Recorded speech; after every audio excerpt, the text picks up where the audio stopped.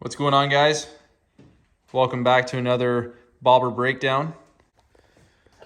All right, so from the front, this is the stock forks, but I have chopped, I can't remember if it was 1.5 inches, 2 inches, something like that out of the front end. And then I chopped about 3/4 inch out of the stock shroud. Unfortunately, what ended up happening was one of my kids were helping me and one of the shrouds got dented, but I did find a used set. I already got them here. So when I break this thing down in the wintertime to have everything powder coated, I will put the new ones on. I also plan to shave the front of the forks. I'm gonna keep the rear portion on there just so I still have something to hold the bracket for the brake lines. I'm gonna make a new bracket, something that's a little bit simpler, and probably shorten them up. You can see they're kind of popping out the sides because I've lowered the bike in the front end. Using the stock rim, wheel, brakes, hub, all that kind of stuff. The headlight is stock, but same thing. I plan on having the bucket powder coated black. Even the ring, the beauty ring there, I'm gonna have it powder coated black. And I'm looking at trying to find a amber lens LED headlight. Something with a black housing, but has a amber glass on the front. I have not found anything like that yet, and I might have to resort to the VHT spray-on tint. I've had good success with it in the past, but we'll see what happens. Something could pop up. I really don't want to go smaller. I think these ones are, don't hold me to this, they're 7 or 9 inch headlights.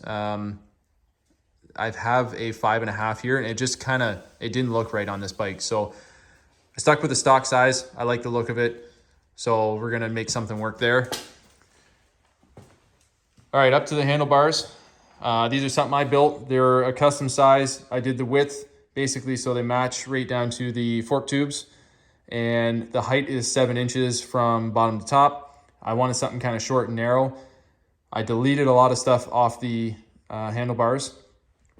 I was also able to swap to a single cable MGO unit.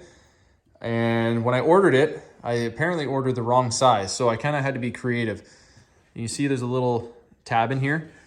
So what I did was took a piece of metal, as you can see, I welded a nut on there that fit the threading of the stock Vstar cable. And because what happened is, I guess I got a Harley one or something and the threading was different. So that nut is metric, and then the stock cable actually slides through. It's a little bit smaller than the Harley threading, so it actually slides through. And then the bracket is bolted in where the tensioner for the throttle is. So it actually works like really good, still really snappy. There's no friction or anything in there. Everything, like I said, everything moves like it should. I wanted kind of a dumbed down look with this bike, very plain Jane. So I had some nice grips and they actually looked too fancy on the bike. So I came up with this idea to use hockey tape.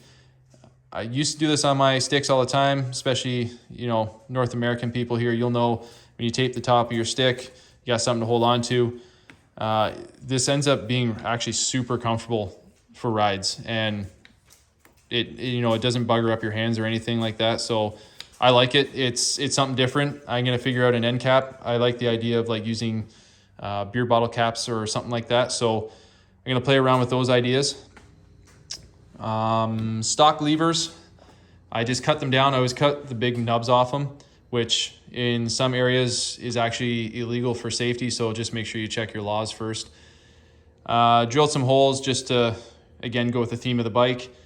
I did find out that there's a couple shorty levers from sport bikes that will fit on this.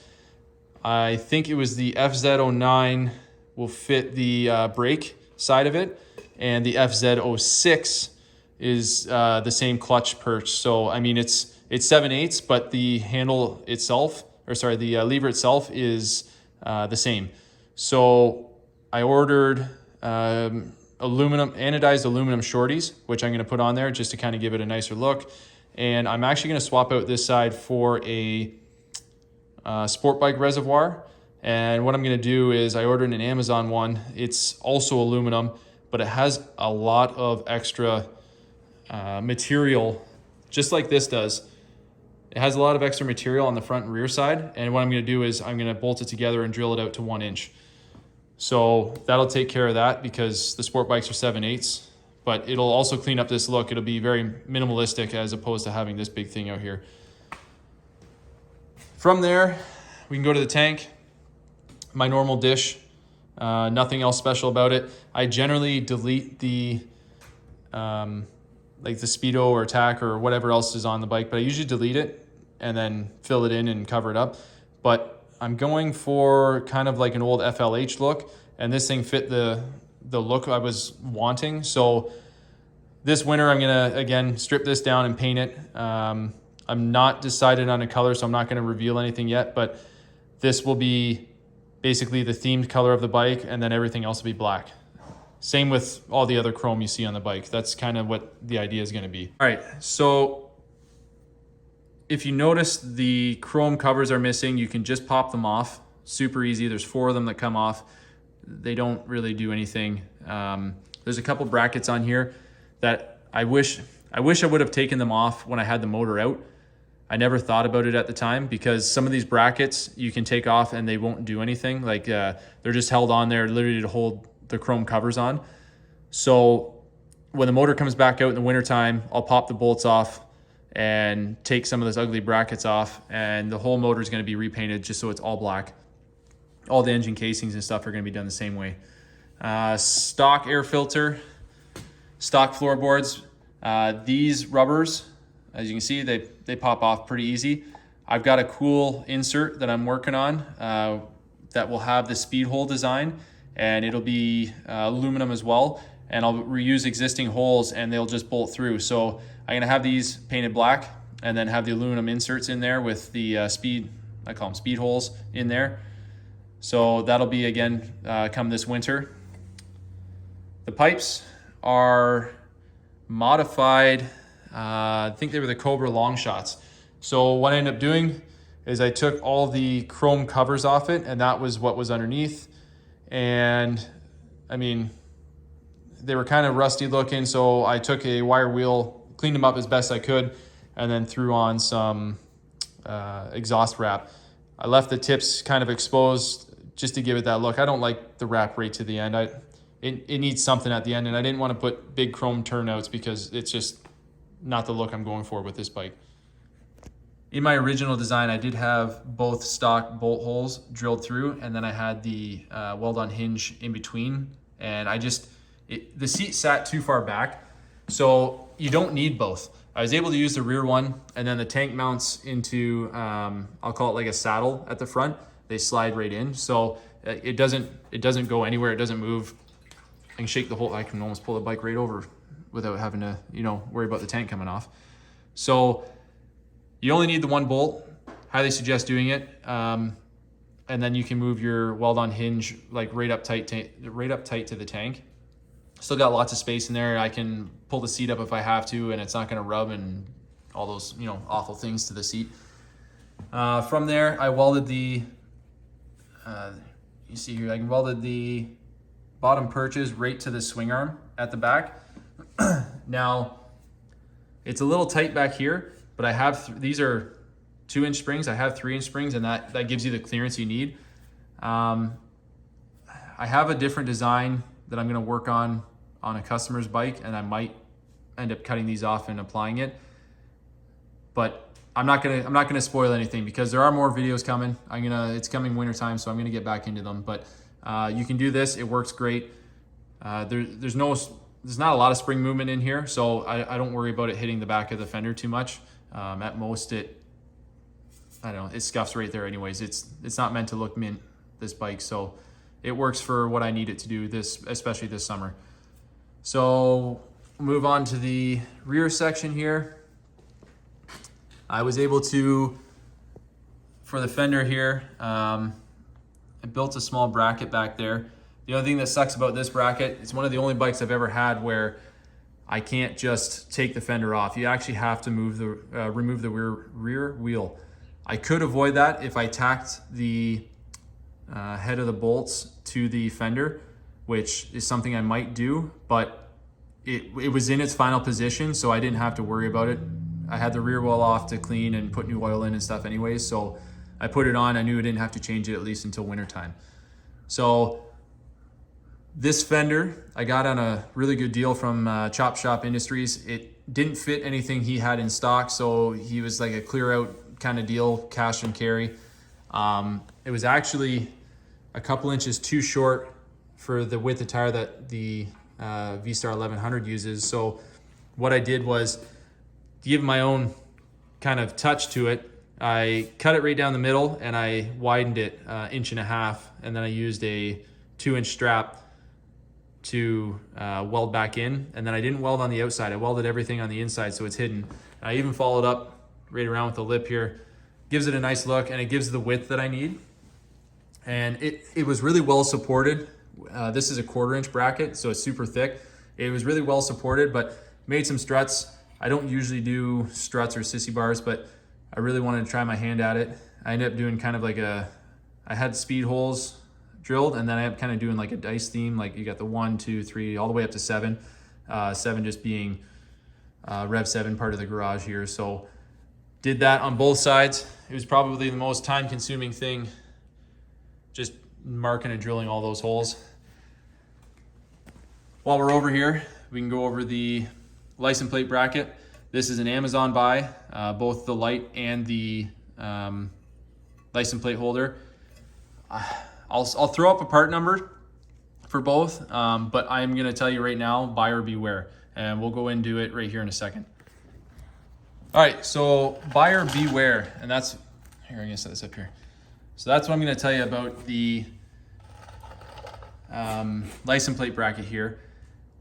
It was made of really cheap steel. I read some bad reviews on it, and I thought, worst case scenario, I order it and I'll be able to reuse the bracket or use it for a template for making my own.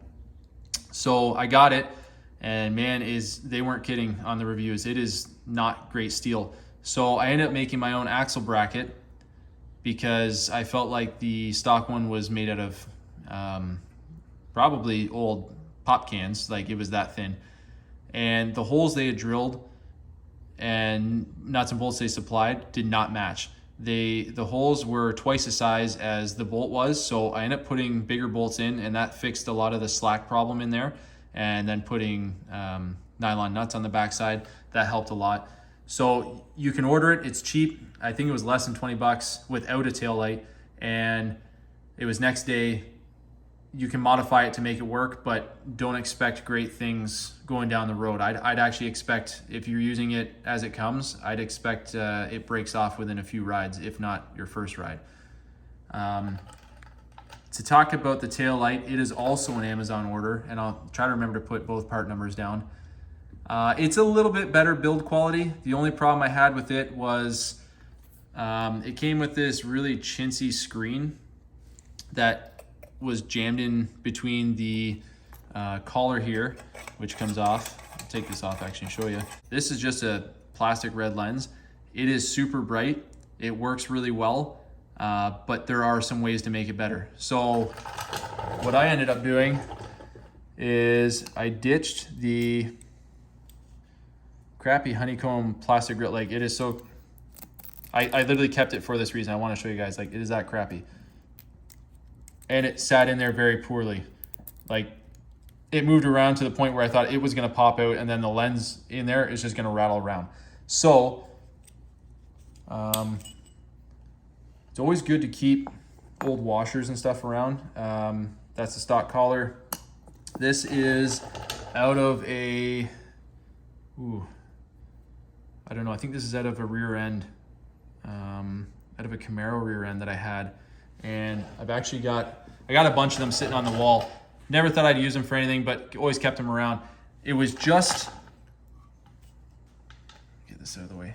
It was just too big to fit in. It kind of sat on top, and I literally just did constant passes around the outside of it. It took less than a minute, and I was able to get it to fit in there nice and snug.